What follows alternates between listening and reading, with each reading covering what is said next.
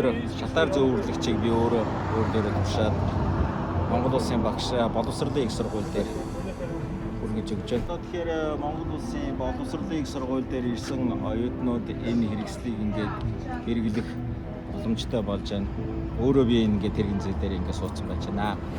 Одоо Монголын олон байгууллагууд, ялангуяа боловсролын байгууллагууд ийм хэрэгсэлтэй болоосай. Тийм бол олон амжилтууд хүрэх бахаа гэж бодож байна.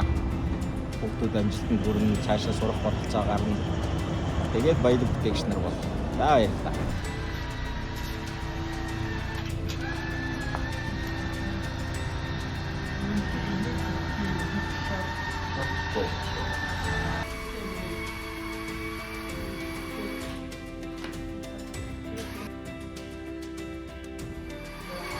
Бид ингээд зэрэгтэй 15 багт